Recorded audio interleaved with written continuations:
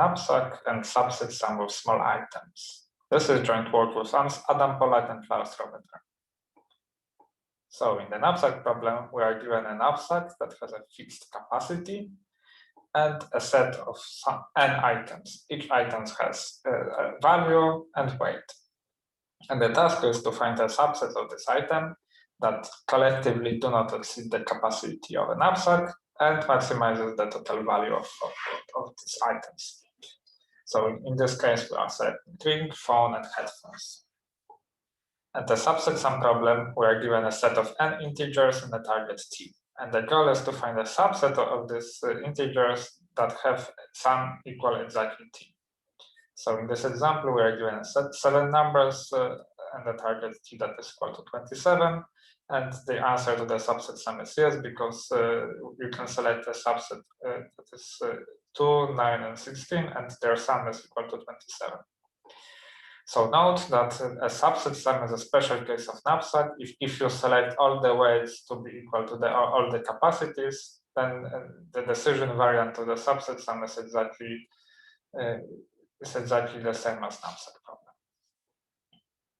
So unfortunately, knapsack and subset sums are weakly NP-hard problems. So the best algorithm that we can hope for runs in exponential time in terms of parameter or capital N. Unfortunately, it is only weakly NP-hard, so it admits a pseudo-polynomial time algorithm. So for example, Berman gave an algorithm that runs in n times t time by dynamic programming. And for subset sum, very recently, Brinkman gave an algorithm that runs in O tilde n plus t time, or O tilde notation, high simply logarithmic factors in t. Unfortunately, these algorithms seem to be also optimal. You cannot improve the dependence on t to be, say, t to the 0.999 because you would falsify something that is called strong exponential time hypothesis. And for an knapsack problem, even algorithm that runs in n to the 0.9999 times t time for knapsack is unlikely. So what I want to convey now is that in terms of parameters n times t, known algorithms for knapsack and subset sum are probably optimal unless you want to break different hypotheses. But still, there are a couple of interesting questions. So well, what happens for other parameters? Can you actually solve it faster when other parameters are considered? Or can you actually solve this knapsack problem, knapsack or subset sum in linear time at when? And in this work, we will consider a parameterization by little s and little v. So little s is basically the maximum weight of the item that occurs in the knapsack, and little v is the maximum value of the item that occurs in the knapsack. And for example, if you consider this parameterization, the Bellman algorithm for knapsack will be running in that runs in n times t time will be running in s squared times s time. And if you consider this maximum item weight parameterization, the natural thing is to also consider the repeating items, because if you assume that the maximum item weight that is in your instance is small, then you can have lots of items that are repeating.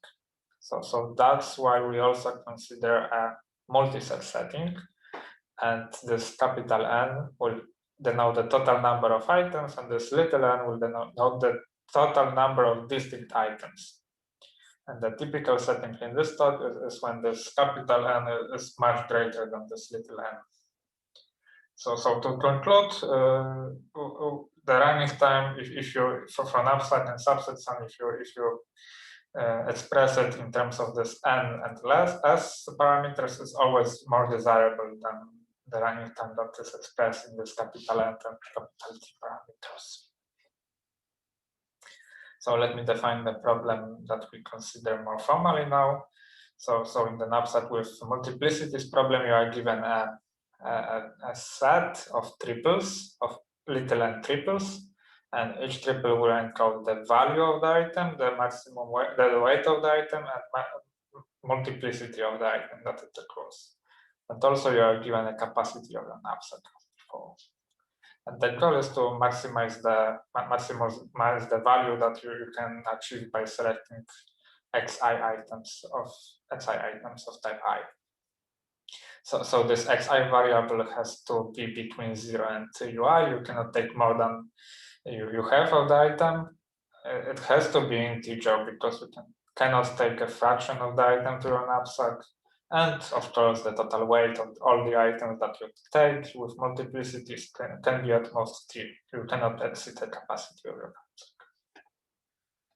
Note that without loss of generality, we can assume that this maximum capacity of knapsack is at most n times s, because otherwise the problem is trivial.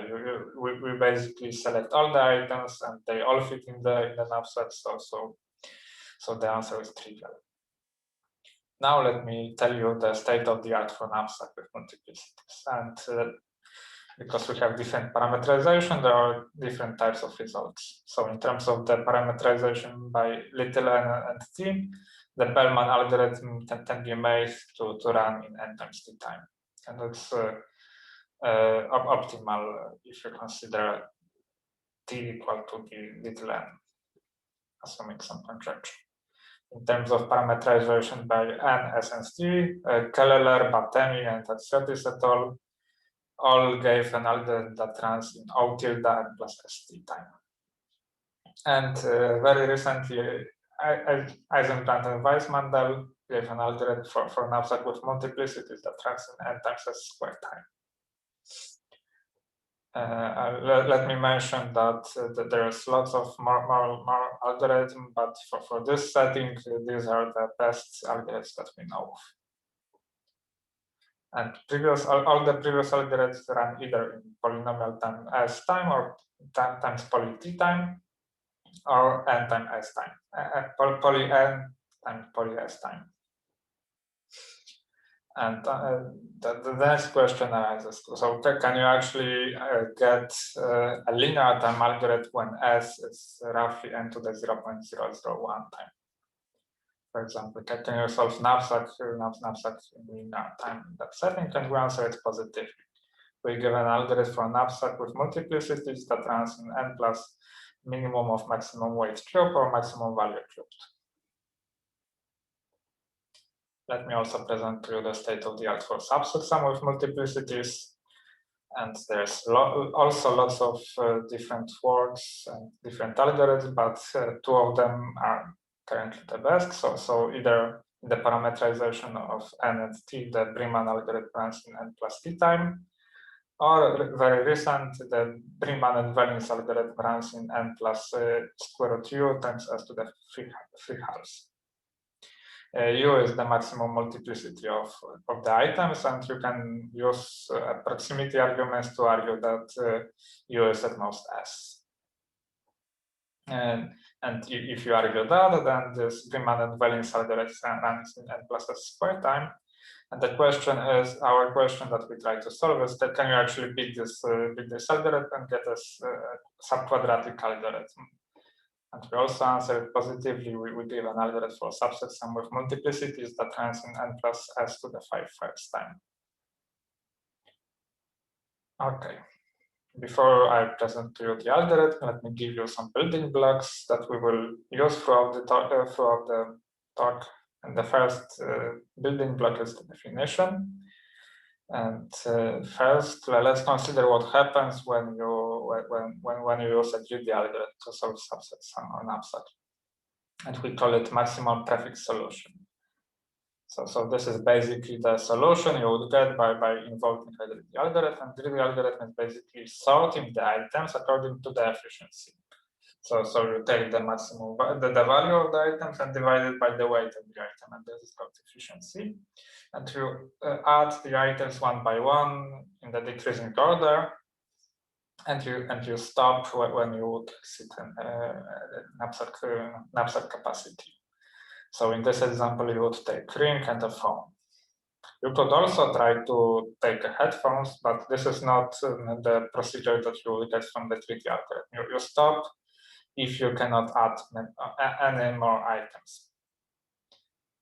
So the 3D solution here consists of only 2 items.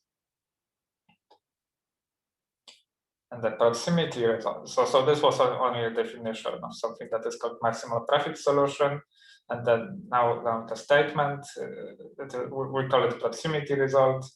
It says that if you take an optimal solution to the knapsack problem, then by taking or removing only 2 S items, you from this maximal prefix solution, you would arrive at some optimal solution. And this statement was already proven by Eisenband and Weissman-Dell, or you can think about it as some special case of something that is called Stein's lemma. Okay, so now let me give you a sketch of this proximity argument. So let Z be the optimum solution to the knapsack that minimizes this L1 norm between this optimum solution and the maximal prefix solution. And small remark before I continue is that the weight of this maximal prefix solution and the weight of the optimum solution has to be in this interval, because otherwise you either exceed the knapsack capacity or you can add some item and get even better solution. So therefore, if you now consider a vector that is a difference vector between this optimum solution and the maximal prefix solution, its weight is always between minus S and S. It doesn't necessarily has to be a feasible solution to knapsack, because we can take an items with minus. And now we know this Z. It's only for the sake of the analysis of this argument. So the way we are going to prove it is to try to gradually move from the proximity from this maximal prefix solution to the optimum solution. And we do this as follows. So we start with maximal prefix solution and compute what is the weight of the difference between the optimum solution and maximal prefix solution. If it is smaller than 0, we can afford to take an item from this optimum solution and add it to maximal prefix solution if it is not in there. Or in the other direction, if this Z minus P vector has weight greater than 0, we need to now remove the item from this maximal prefix solution that is not present in Z, and we will also get closer and closer to this Z, that is optimum solution. And at the end of this process, because we now know Z, we arrive at the P, we modify this vector P to be Z, because each step of the process we will get one item closer to Z.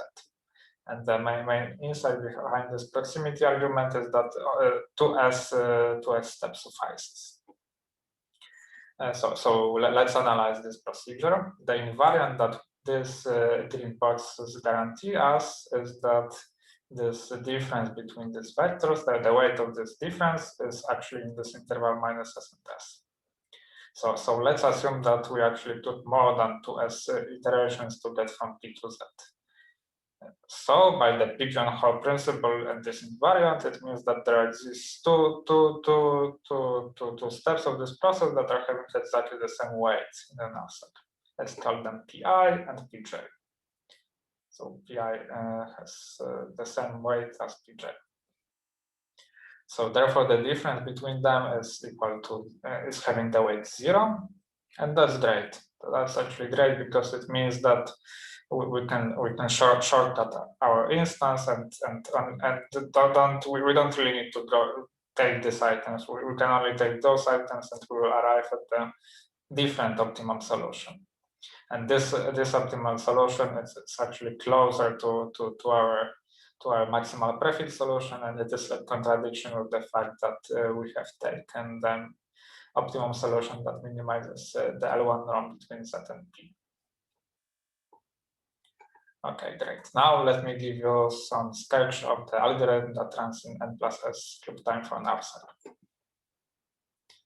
And the algorithm uses this proximity argument.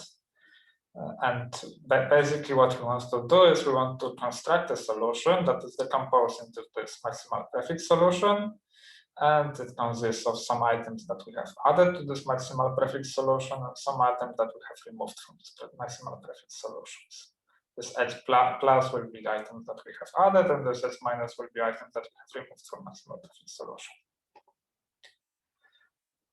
So let's denote the slack parameter. This is basically the slack that we can afford from the maximal prefix solution to the maximum capacity. This is this parameter delta. It is at most S. And now the algorithm is as follows. For every k that is between 0 and some parameter capital T, we are going to compute and find this X plus k vector, which basically will be the solution to the knapsack with capacity k. And similarly, we are going to compute the best possible set of items that we have removed, and this will be called S minus k.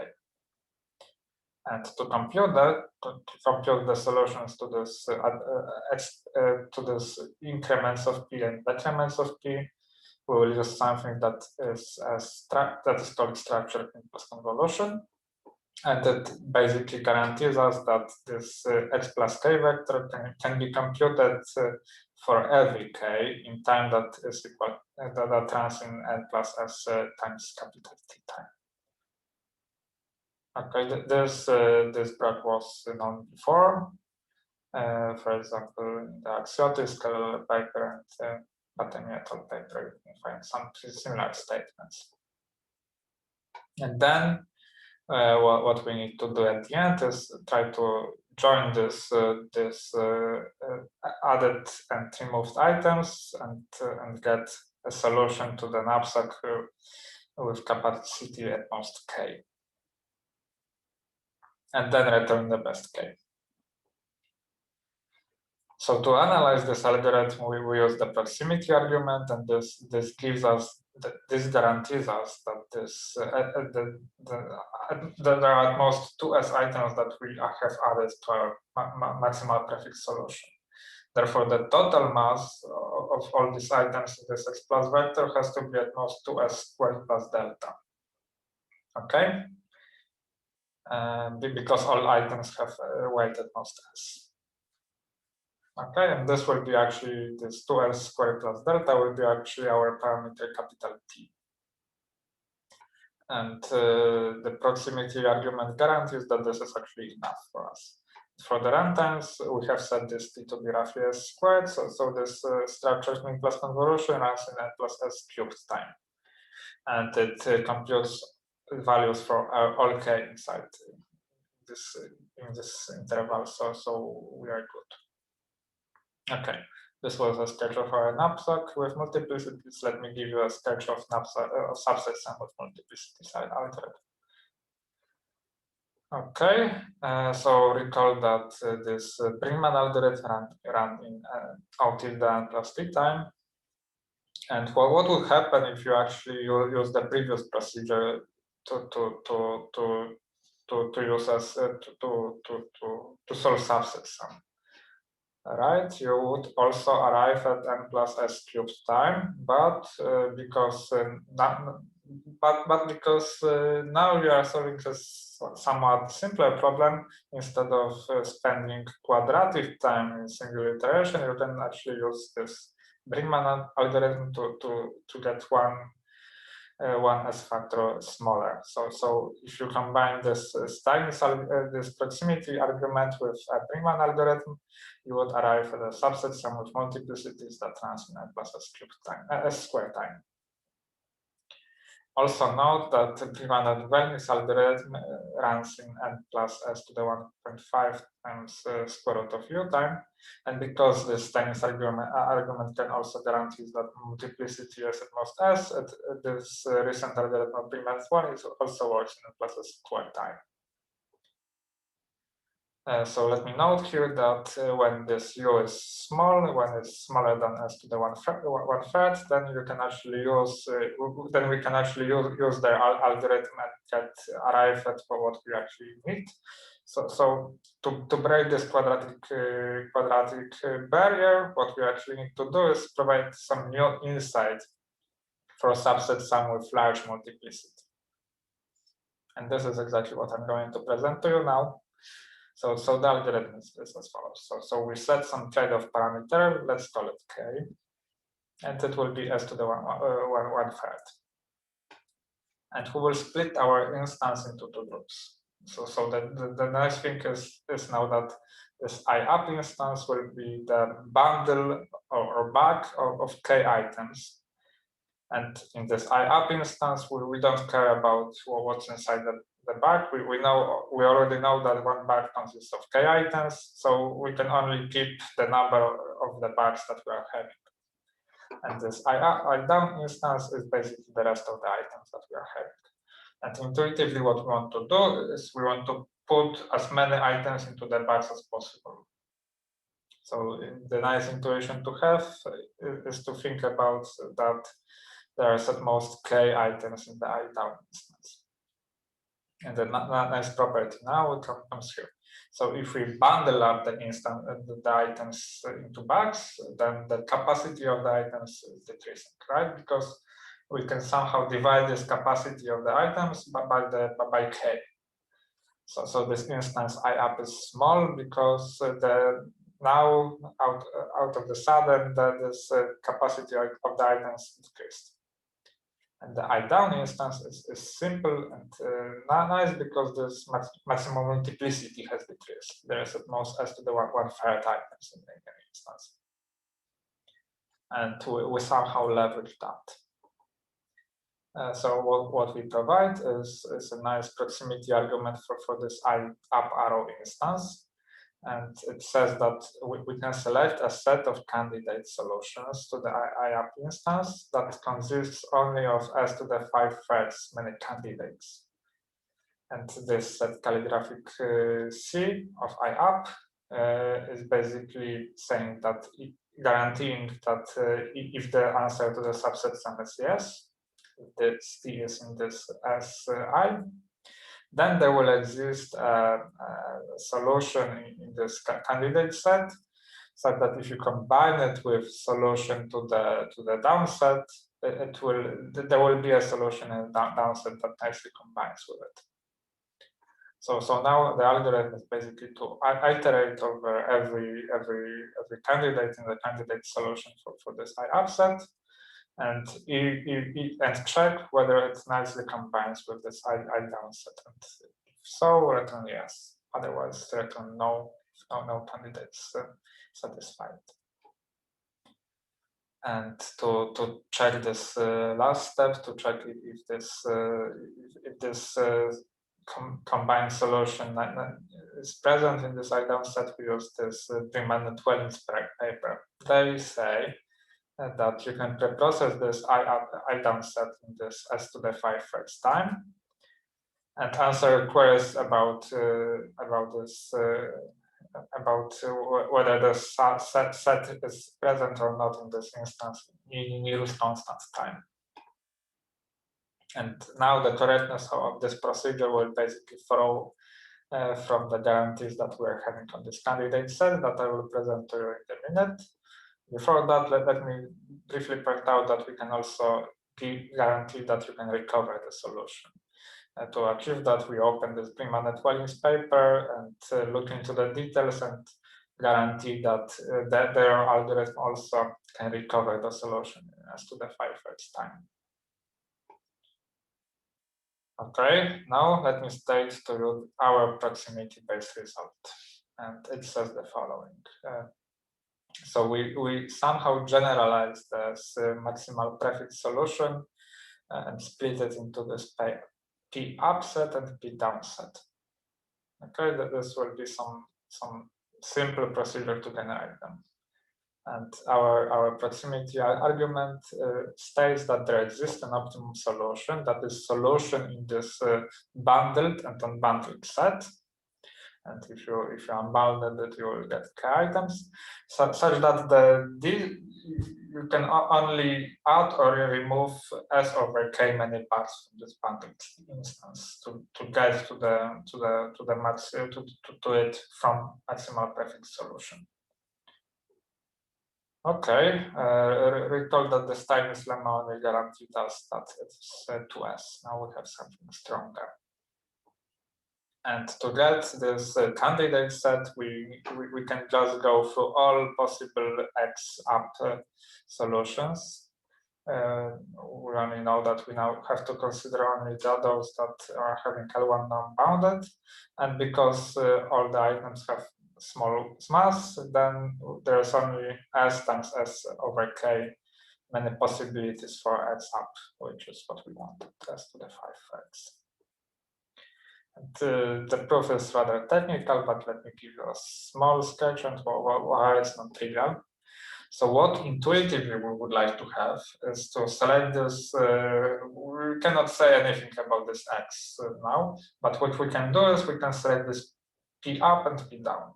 So what we would like to do intuitively is to select this P up to take as many items into the box as possible. Right, this PI up will be basically take only bundles of as many bundles of size K as possible, and the rest of them is the PI down set. There's a slight problem to that approach. So if you were about to change this solution slightly, let's say it's really close to this barrier K, and you add some items, then you can actually change this I upset by a lot, right? If you are close to having K items in the down instance, then you will bundle it. And this is really unfortunate because a small change to this addition, constant change to the instance will incur constant change to the number of bugs, which we cannot really afford. So to prevent that, we will somehow cleverly design this P up and P down set in such a way that even if you add or remove 2K items from it, you will not have to modify this back instance, this up instance, and change it. So it will be somehow robust. So that's all I wanted to say about the proof. So to conclude this talk, we consider a multi-set regime for knapsack and subset sum, and we provide the algorithm for knapsack that runs in n plus s cubed time or v cubed time, and we give a subquadratic in terms of s algorithm for subset sum that runs in n plus s to the 5 time. We achieve it by the combination of recent result of Bigman and Bernitz and a new proximity-based result. Let me leave you with some open problems. So the main open problem is whether you can actually solve a subset sum with n plus s time, or whether you can solve an upset in n plus s squared time. This would be great because all of these results would match a conditional lower bound that we are currently having. That's it. Thank you for listening.